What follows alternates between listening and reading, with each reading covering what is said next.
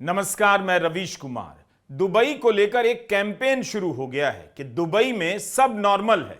Dubai के बारे में अफवाहें ना फैलाएं। दुबई में नॉर्मल हो सकता है, लेकिन ईरान पर हमले के बाद खाड़ी के देशों में हालात कहीं से सामान्य नहीं हैं। इसराइल की सेना ने तेहरान के लोगों से कहा है शहर खाली कर दें, मतलब इसराइल भयंकर बमबारी करेगा। जवाब में ईरान ने ऐसा ही किया। तब फिर दुबई क्या, कतर, रियाद या ओमान में नॉर्मल होने का दावा नहीं किया जा सकता। इसराइल के चेतावनी के कुछ ही मिनटों बाद तेहरान से भयंकर बमबारी की खबरें आईं। जवाब में ईरान के रेवोल्यूशनरी गार्ड्स ने खाड़ी के देशों में और हमला तेज कर दिया। संयुक्त अरब अमीरात ईरान से सिर्फ 200 किलोमीटर दूर है। यूएई की सीमा से सटा ओमान और सऊदी अरब भी हैं। कतर भी बहुत दूर नहीं। सऊदी अरब में ड्रोन से हमले के कारण रिफाइनरी बंद की गई है। सऊदी अरब ने कहा है कि अमेरिका के दूतावास पर ड्रोन से हमले हुए। जब मध्य पूर्व के कई देश हमले की चपेट में हैं, तब दुबई क्या यह दावा कर सकता है कि पूरी तरह सुरक्षित है, दुबई में सब नॉर्मल है? ईरान ने दुबई को या पूरे संयुक्त अरब अमीरात को ऐसी कोई गारंटी नहीं दी। इस वीडियो का मकसद दुबई में रहने वाले या खाड़ी के देशों में रहने वाले भारतीयों के परिवारों में बेचैनी पैदा करना नहीं, लेकिन क्या हम इस वक्त खबरों से अनजान रहने का जोखिम उठा सकते हैं? तो हम इसी की बात करेंगे कि जो दिखाया जा रहा है और जो नहीं दिखाया जा रहा है। दुबई के अलावा खाड़ी के अन्य देशों के बारे में क्या कुछ कहा जा रहा है। आप इस वीडियो को पूरा देखिएगा। इसके बाद भी संयुक्त अरब अमीरात के राष्ट्रपति शेख मोहम्मद बिन जायद अल नहयान और दुबई के क्राउन प्रिंस शेख महादान बिन मोहम्मद का दुबई के मॉल में जाना, आम लोगों के बीच चलना, उनसे बातें करना, मॉल में खाना खाना बड़ी घटना तो है। उन्होंने कम से कम अपनी नेतृत्व क्षमता का परिचय दिया और मिसाइलें गिरने की आशंकाओं को खारिज करते हुए मॉल में आए लोगों को आश्वस्त किया। इससे दुबई ने उन खबरों का एक जवाब तो दिया जिनसे ब्रांड दुबई की छवि को धक्का पहुंच रहा था। लेकिन क्या दुबई में हमले को लेकर सारी खबरें गलत हैं? युद्ध की आशंका से दुबई मुक्त है? क्या दुबई पर ईरान की तरफ से ड्रोन नहीं दागा गया, मिसाइलें नहीं छोड़ी गईं? अगर तनाव नहीं होता, हमले की आशंका नहीं होती, तो संयुक्त अरब अमीरात ईरान से कूटनीतिक रिश्ता क्यों तोड़ता? तेहरान में अपना दूतावास बंद कर वहां से राजनयिकों को क्यों बुलाता? इसका मतलब है ईरान के हमले के कारण यूएई यह सब कर रहा है। यूएई के रक्षा मंत्रालय ने आंकड़ा जारी किया है कि ईरान की तरफ से आने वाले 165 से अधिक बैलिस्टिक मिसाइलें और 540 से अधिक ड्रोन इंटरसेप्ट किए गए हैं। 2 क्रूज मिसाइलों को भी इंटरसेप्ट किया गया। यह संख्या क्या बता रही है? यही कि दुबई पर हमला हुआ है जिसे दुबई ने या संयुक्त अरब अमीरात ने नाकाम किया है। अबू धाबी के अल सलाम नौसैनिक अड्डे पर भी हमले की खबर आई। गल्फ न्यूज की खबर है कि संयुक्त अरब अमीरात ने 2 दिनों के लिए दुबई और अबू धाबी के शेयर मार्केट को बंद कर दिया। दुबई का इंटरनेशनल एयरपोर्ट दुनिया के व्यस्त एयरपोर्ट में गिना जाता है। भारत के लिए यह यूरोप और अमेरिका का गेटवे है। ईरान की तरफ से ड्रोन के दागे जाने पर एयरपोर्ट को 2 दिनों तक बंद करना पड़ा। अब जाकर धीरे धीरे कुछ संख्या में उड़ानें शुरू हो रही हैं। दुबई से बेंगलुरु और मुंबई के लिए विमान रवाना हुए और भारतीय लौटे हैं। जो लौटे हैं उनका भी कहना है दुबई को लेकर चिंता करने की जरूरत नहीं, वहां सभी सुरक्षित हैं और लोगों का बहुत ध्यान रखा जा रहा है। मगर यह भी सही है कि सैकड़ों उड़ानें दुबई एयरपोर्ट से रद्द हुई हैं क्योंकि हवाई अड्डे के टर्मिनल पर हमला हुआ। हमले के बाद वायरल हुए वीडियो में देखा जा सकता है कि धुएं के बीच स्टाफ लोगों को इमारत से निकाल रहे हैं। दुबई के कई बड़े होटलों पर भी हमले हुए। पाम जुमेरिया इलाके में हमला हुआ। बुर्ज अल अरब और बुर्ज खलीफा के पास भी हमला हुआ। कई बड़ी इमारतों के पास आगजनी की घटना हुई। अचानक से इन सभी खबरों को गलत घोषित नहीं किया जा सकता। नॉर्मल होने की दावेदारी ठीक है, लेकिन अभी कोई नहीं कह सकता कि दुबई या संयुक्त अरब अमीरात पर हमले का खतरा टल गया। क्या अमेरिका भी ऐसा ही कह रहा है कि कोई खतरा नहीं है? खाड़ी के देश कह रहे हैं सब ठीक है, लेकिन अमेरिका अपने नागरिकों से कह रहा है कैसे भी निकलो, जो भी कमर्शियल ट्रांसपोर्ट है उससे निकल चलो, सीरियस सेफ्टी रिस्क है।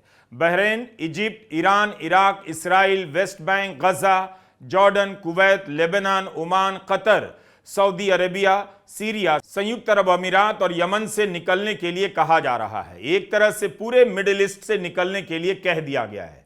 वैसे जेरूसलम में अमेरिका के दूतावास ने अपने नागरिकों से कहा है कि बाहर निकलने में वो उनकी मदद नहीं कर सकता, आप अपने प्लान खुद बना सकते हैं। अगर इस्राएली सरकार की सेवाओं की मदद लेते हैं तो हम आपकी सुरक्षा की गारंटी नहीं दे सकते।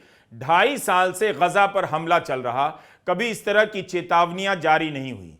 ईरान से टकराव के 2 दिन के भीतर इतनी सीरियस चेतावनी जारी करनी पड़ गई। अमेरिका के विदेश सचिव रूबियो ने बाकायदा बयान जारी किया, ऐप से लेकर व्हाट्सएप नंबर जारी कर रहे हैं कि अमेरिका का नागरिक दूतावासों से कैसे संपर्क कर सकता है। At the Department of State, our number one priority is the safety and the security of American citizens everywhere in the world. Now, with what's going on in the Middle East with Operation Epic Fury and the cowardly attacks that we're seeing from Iran against Gulf countries, I wanted to take this chance to speak directly to Americans who are in the Middle East about the work we are doing to try to keep you safe. So immediately following the beginning of this operation, at my direction, the State Department activated a 24/7 task force, surging personnel and resources necessary to help provide American citizens with up-to-the-minute safety and security information. Americans in the Middle East, you can reach the Department of State 24 hours a day, 7 days a week at the following phone number: 1-202-501-4444. Rubio की चेतावनी सारे मध्य पूर्व के लिए है और संयुक्त अरब अमीरात भी उसी मध्य पूर्व का हिस्सा है। मध्य पूर्व में 1 करोड़ से अधिक भारतीय रहते हैं। केवल दुबई के नॉर्मल होने से भारत की चिंताएं कम नहीं हो जाती। संयुक्त अरब अमीरात में 40 लाख से अधिक भारतीय रहते हैं और अकेले दुबई में 20 लाख से अधिक बताए जाते हैं। यहां कई देशों के लोग रहते हैं, लेकिन सबसे अधिक संख्या भारतीयों की है। सऊदी अरब में भी 25 लाख भारतीय रहते हैं। वहां ड्रोन अटैक की खबरें आईं। सऊदी अरब के गृह मंत्रालय ने कहा कि सुरक्षा को लेकर चिंता ना करें, जबकि कुछ ही घंटे पहले रक्षा मंत्रालय ने रियाद और अल खर्ज के शहरों के पास 8 ड्रोन इंटरसेप्ट किए हैं। सऊदी अरब रोजमर्रा की जिंदगी जारी रखने की अपील कर रहा है, लेकिन इन्हीं जगहों से अमेरिका अपने नागरिकों को निकालने में क्यों लगा है, इसका जवाब नहीं। सऊदी अरब की रिफाइनरी कंपनी अरामको ने अपनी एक रिफाइनरी क्यों बंद की? Dubai, Abu Dhabi, Qatar, Bahrain के एयरपोर्ट बंद होने के बाद सऊदी की राजधानी रियाद से लोगों को निकाला जा रहा था। आज दोपहर की खबर है कि कतर का एयर स्पेस बंद कर दिया गया, उड़ानें बंद हैं। कतर में 2 बैलिस्टिक मिसाइल को रोका गया है। अल जजीरा ने रिपोर्ट किया है कि उसके बाद से फाइटर जेट और हेलीकॉप्टर आसमान में गश्त लगा रहे हैं। अगर इन इलाकों में कोई खतरा नहीं तो जो जहां है वहां रहे। जेट्स को आसमान में उड़ने की क्या जरूरत? चिंता की बात नहीं होती तो भारत के प्रधानमंत्री मोदी को अरब देशों को फोन नहीं करना पड़ता। खुद उन्होंने अपने बयान में कहा है कि यूएई के राष्ट्रपति और अपने भाई शेख मोहम्मद बिन जायद अल नहयान से बात की और संयुक्त अरब अमीरात पर हमले की कड़ी निंदा की और हमले में मारे गए लोगों के प्रति संवेदना जताई। भारत इस मुश्किल घड़ी में संयुक्त अरब अमीरात के साथ खड़ा है और भारतीयों का ख्याल रखने के लिए संयुक्त अरब अमीरात का धन्यवाद करता है। इस हमले में भारत का क्या स्टैंड है, इसे लेकर काफी आलोचना हो रही है। इस पर हमने 2 मार्च को विस्तार से एक वीडियो बनाया है, ये उसी का थंबनेल है, आप उसे भी देखिए। तो यूएई पर हमला हुआ है, तभी तो इसकी निंदा करने के लिए प्रधानमंत्री मोदी ने यूएई के राष्ट्रपति को फोन किया। अच्छी बात है, एयरपोर्ट बंद होने से दुबई ने सभी का ख्याल रखा, चाहे वे किसी भी देश के हों। अबू धाबी के प्रशासन ने आदेश निकाला कि सभी यात्रियों को मुफ्त में होटल में ठहराया जाएगा। यात्रियों से कहा गया, आप जिस होटल से निकले हैं, आपकी यात्रा रद्द हो गई है तो उसी होटल में जाइए, आराम से रहिए, खर्चा जो भी होगा अबू धाबी प्रशासन देगा। लेखक ज्योत्सना मोहन जो यूएई में रहती हैं, उन्होंने ट्वीट किया है कि यही अबू धाबी है। जो लोग होटल छोड़कर नहीं जा सकते उन्हें फ्री स्टे दी जा रही है। जो एयरपोर्ट पर फंसे हैं उनका ध्यान रखा जा रहा है। भारत होता तो होटल और फ्लाइट के दाम 2 गुने हो गए होते। यह 1-2 दिन पहले का वीडियो है दुबई की सड़कों का। जिस वक्त एयरपोर्ट बंद था, दुबई सामान्य नजर आ रहा है। भेजने वाले ने कहा कहीं कोई अफरा तफरी नहीं, दुबई सिक्योर है। उसी वक्त दुबई से एक और मैसेज आया जिसके बारे में आपको बताना चाहता हूं। मैसेज भेजने वाले दिल्ली आ रहे थे, पति पत्नी हैं।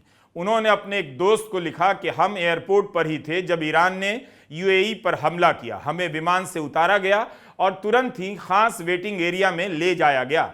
नाश्ता, पानी, खाना सब फ्री दिया गया। कहीं कोई अफरा तफरी नजर नहीं आई।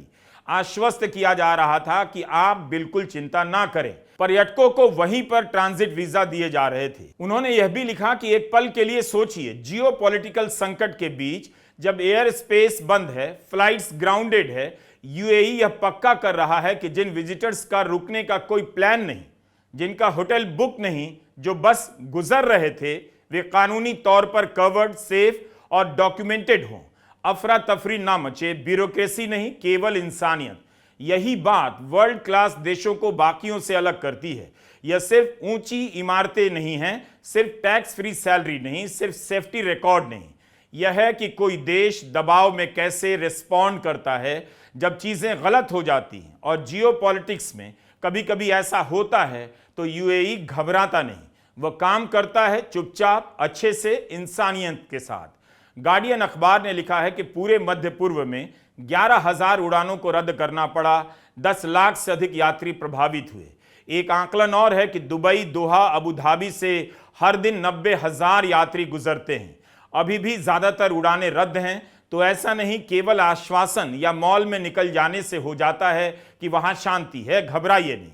यह भी नोट करना चाहिए कि वहां बड़ी संख्या में गैर मुस्लिम भारतीय रहते हैं। दैनिक भास्कर की खबर देख रहा था, जब संयुक्त अरब अमीरात में हमले की खबर आई तब राजस्थान के अमृत राम की कथा का आयोजन चल रहा था।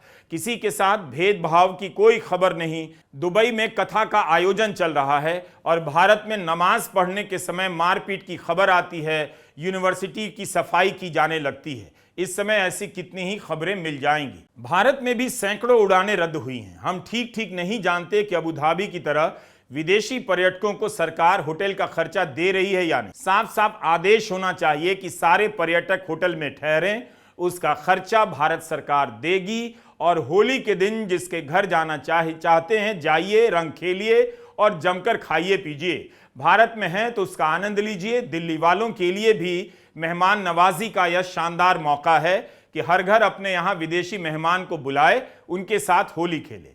खैर, हम बात दुबई और ब्रांड दुबई की कर रहे हैं।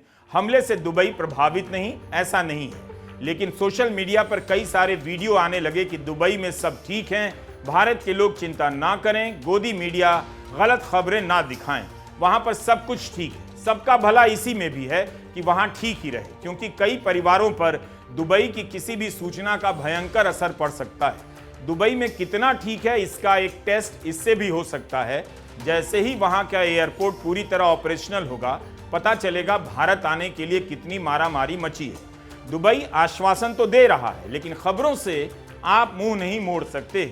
ब्लूमबर्ग ने रिपोर्ट छापी है कि दुबई में बढ़ते खतरे से बचने के लिए लोग ओमान में मस्कट और सऊदी अरब में रियाद की ओर भाग रहे हैं। ओमान जाने के लिए एक गाड़ी का किराया $5,000 हो गया है। एक विशेषज्ञ का बयान अखबार में छपा है कि कई परिवार $1.5 से $2 लाख देने के लिए तैयार हैं। इन्होंने दुबई से भाग निकलने में 7 परिवारों की मदद की।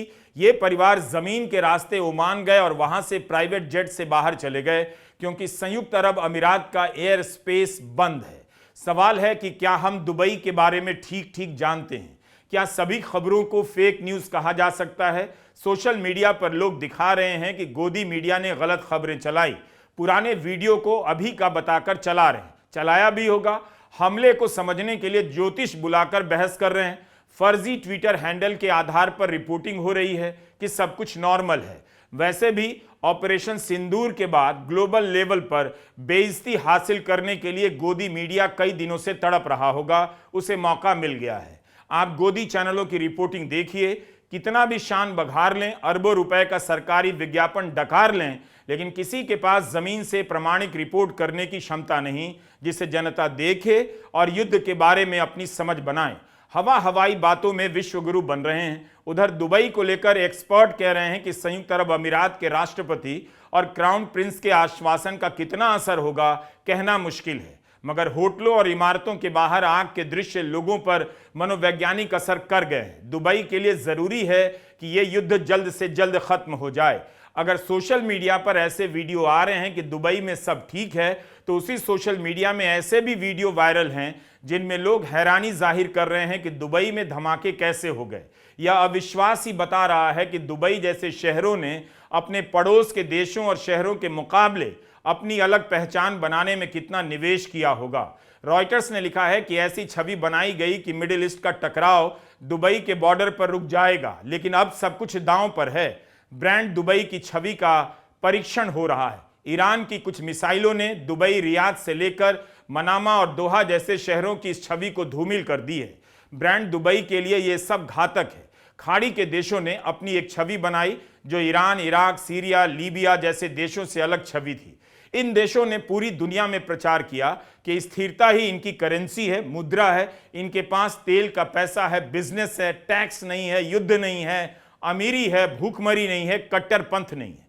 न्यूयॉर्क टाइम्स से लेकर गार्डियन में इस बारे में विश्लेषण छप रहे हैं कि ईरान और अमेरिका इस्राइल के टकराव ने इस भ्रम को तोड़ दिया कि खाड़ी के देशों पर किसी हमले का असर नहीं पड़ेगा। वहां रहने वाले विदेशी लोगों में घबराहट है, वहां से निकलने की सोचने लगे। बीबीसी की रिपोर्ट देख रहा था कि मिसाइलों के हमलों ने दुबई की सेफ हेवन की छवि को चकनाचूर कर दिया है।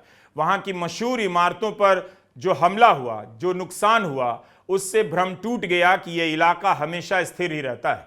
इस रिपोर्ट में कई लोगों के बयान हैं जो वो डर गए हैं, वापस जाना चाहते हैं। रिपोर्ट में ऐसे लोगों के भी बयान हैं जो कह रहे हैं वे सुरक्षित हैं, लेकिन उनके बयान के बाद बीबीसी ने एक लाइन जोड़ी है कि संयुक्त अरब अमीरात में सरकार की निंदा करना गैर कानूनी है। केवल दुबई ही नहीं, खाड़ी के दूसरे शहरों को लेकर भी इसी तरह के विश्लेषण हो रहे हैं। विश्लेषक कहने लगे हैं कि जैसे ही इन शहरों से विमान वापस उड़ने लगेंगे, बड़ी संख्या में लोग अपने देशों की तरफ लौटना चाहेंगे। सबसे बड़ी बात है सही सूचना की। क्या सही सूचना लोगों तक पहुंच रही है? मुझे इस पर संदेह है। केवल आसमान का वीडियो होता है जिसमें मिसाइलें आती दिखती हैं, उसके बाद कहां गिरी, कितना नुकसान हुआ, उसका वीडियो नहीं आता। कुछ वीडियो आ गए, लेकिन अब ऐसे वीडियो को रोकने के लिए कार्रवाई की धमकी दी जा रही है। सोशल मीडिया पर दुबई के एक पुलिसकर्मी का बयान वायरल है जिसमें वह भारतीयों से कह रहा है, कुछ भी होता है, आप लोग वीडियो बना लेते हैं और भारत भेज देते हैं, आप ऐसा ना करें, वीडियो डिलीट कर दें।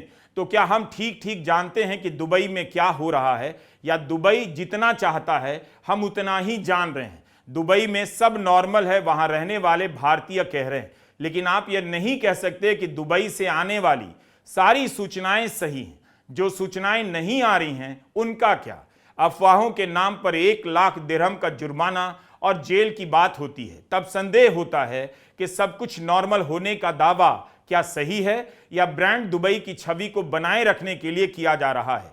संयुक्त अरब अमीरात में फर्जी वीडियो सर्कुलेट करने के लिए 2 लाख दिरहम तक का जुर्माना लग सकता है। कतर के आंतरिक मंत्रालय ने घटना स्थल पर इकट्ठे होकर वीडियो बनाने या घटनाक्रम की जानकारी प्रकाशित करने के खिलाफ चेतावनी जारी की है। बहरीन के आंतरिक मंत्रालय ने कहा कि हमलों के वीडियो बनाने के संदर्भ में 2 दिन के भीतर 3 लोगों की गिरफ्तारी हुई है। मंत्रालय ने ट्विटर पर बयान जारी किया है कि जो भी घटना स्थल से वीडियो बनाता है वह कानून का उल्लंघन करता हुआ माना जाएगा। दुबई में सामान्य तो है, लेकिन दुबई में खतरा नहीं है, यह अलग सवाल है और इन चेतावनियों से आप समझ सकते हैं।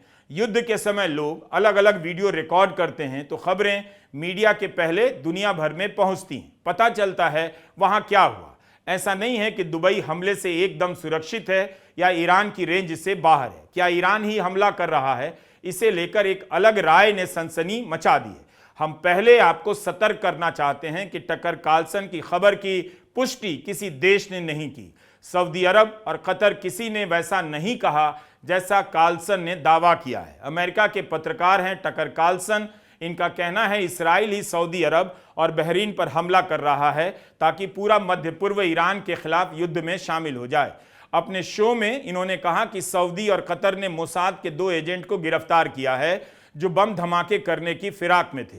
टकर का सवाल है कि इस्राइल खाड़ी के देशों में धमाके क्यों करना चाहता है जबकि उन पर पहले से ही ईरान का हमला जारी है? क्या ईरान और खाड़ी के देश एक ही तरफ नहीं खड़े? टकर कार्लसन का कहना है कि इस्राइल, ईरान, कतर, संयुक्त अरब अमीरात, सऊदी अरब, बहरीन, ओमान और कुवैत को नुकसान पहुंचाना चाहता है। इस्राइल जानबूझकर अमेरिका के मित्र देशों में अराजकता फैलाना चाहता है। भारत की भलाई इसी में है कि दुबई में वाकई कुछ ना हो, मध्य पूर्व के देशों में शांति रहे।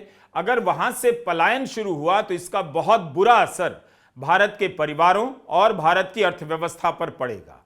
अमेरिका के बाद सबसे अधिक रेमिटेंस यूएई से आता है। 2023-24 के साल में खाड़ी के देशों से 4 लाख करोड़ रुपए भारत में आए। इस पैसे से केरल, राजस्थान, महाराष्ट्र, हैदराबाद, बिहार से लेकर यूपी के गांवों और कस्बों की अर्थव्यवस्थाएं चमकती हैं। लोग खरीदारी करते हैं, मकान बनाते हैं। इसलिए वहां की शांति भारत की शांति के लिए जरूरी है। इससे पहले युद्ध ने अराजक मोड़ लिया तो इतनी बड़ी संख्या में अपने नागरिकों को लाना भारत के लिए आसान नहीं होगा। एक और असर पड़ सकता है। भारत अपनी ऊर्जा की जरूरतों के लिए इन्हीं देशों पर निर्भर है। कच्चा तेल महंगा होगा तो भारत का राजकोषीय घाटा बढ़ जाएगा। हम और आप जो दुबई में नहीं हैं, कतर, कुवैत में नहीं हैं, वो भी इस हमले की कीमत चुकाने लग जाएंगे। इस्राइल का साथ देकर भारत ने क्या हासिल किया? बीजेपी के आईटी सेल के चक्कर में मत पड़िए। थोड़ी सी कोशिश करेंगे तो कोई ना कोई मिल जाएगा जो सऊदी से लेकर दुबई में रहता है। उनसे बात कर लीजिए, पता चल जाएगा। 1 करोड़ लोगों को खतरे में डालकर इस्राइल से दोस्ती की जा रही है। दुबई को अपने ब्रांड की चिंता होगी, लेकिन दुबई में रहने वाले भारतीयों को अपने परिवार और अपने घर की चिंता है। दुबई कितने ही लोगों का सपना है। जो भी भारत के शहरों से अब उम्मीद खो चुका है, उसे यहाँ के शहरों की जिंदगी अब नरक लगती है। वह स्वर्ग की तलाश में दुबई जाना चाहता है, घर खरीद रहा है और वहां रहने की योजना बना रहा है। तेल अवीव में क्या ऐसा हो रहा है? क्या कोई सेठ वहां प्लॉट खरीद रहा है? भारत से मजदूर भेजने का सौदा हो रहा है। हिंदी अखबारों ने प्रधानमंत्री मोदी की छवि चमकाने के लिए विदेशी दौरों को बढ़ चढ़कर दिखाया, लेकिन ऐसे वक्त में आपको देखना चाहिए विदेश नीति, विदेश संबंधों को बनाते समय आपके हितों का कितना ध्यान रखा जाता है। भारत की राय मैटर करती भी है या नहीं, या केवल हेडलाइन छप रही है? अगर आप हिंदी प्रदेश से हैं तो अपने कबाड़ हो चुके शहरों पर फालतू के इमोशनल मत होइए, या सवाल करिए कि दुबई शहरों का ब्रांड बन गया और आपका शहर क्यों नहीं बन पाया? जलेबी और समोसा के दम पर ब्रांड बनना चाहता है। इस तरह से सोचेंगे, समोसा और जलेबी ही खाते रह जाएंगे। नमस्कार, मैं रवीश कुमार।